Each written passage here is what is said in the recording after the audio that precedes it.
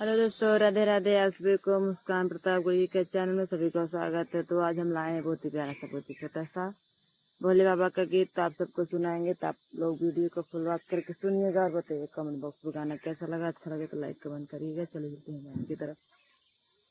पिया काशी चलायब की सवनवा में भोले के चरणवा में ना।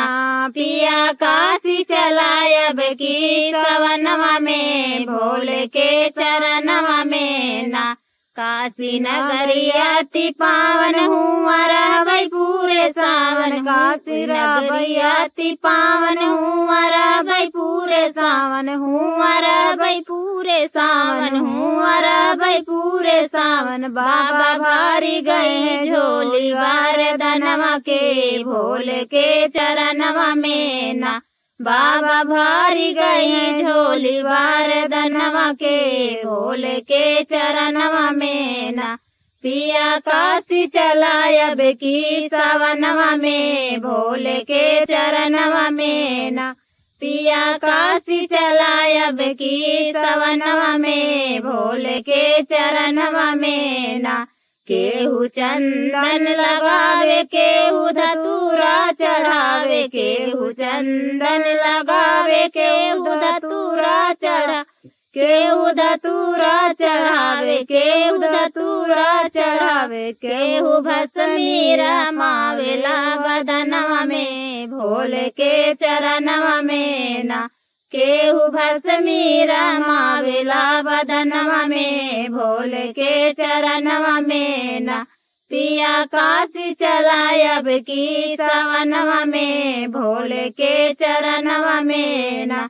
बाबा द्वारे भीड़ खूब बेल पाती से पूजे। बाबा द्वारे भीड़ खूब बेल पाती से पूजे। बेल पाती से पूजे। बेल पाती से पूजे। केहू जलवा चढ़ावेला गगरवा में भोले के चरणवा में ना। केहू जलवा चढ़ावेला गगरवा में भोले के चरणवा में ना।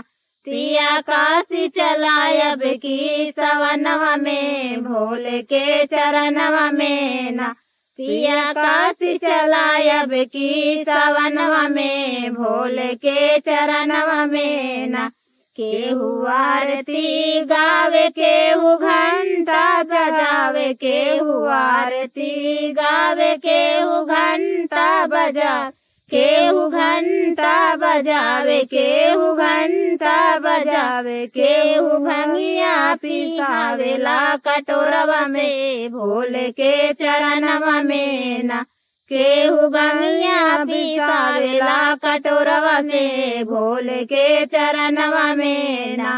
पिया काशी चलायब की सवनवा में भोले के चरणवा में ना। पिया काशी चलायब की सवनवा में भोले के चरणवा में ना। मेघ जल बरसावे कृष्ण बंसी बजावे। मेघ जल बरसावे कृष्ण बंसी बजावे। कृष्ण बंसी बजावे कृष्ण मुरली बजावे। भक्ति लीन बाटे भोले के भजनवा में बाबा के चरणवा में ना। भक्ति लीन बाटे भोले के भजनवा में बाबा के चरणवा में ना। पिया काशी चलायब की सवनवा में भोले के चरणवा में ना। पिया काशी चलायब की सवनवा में भोले के चरणवा में ना। चलिए दोस्तों, मिलते हैं अगले वीडियो में। तब तक लिए राधे राधे, जय श्री राम दोस्तों।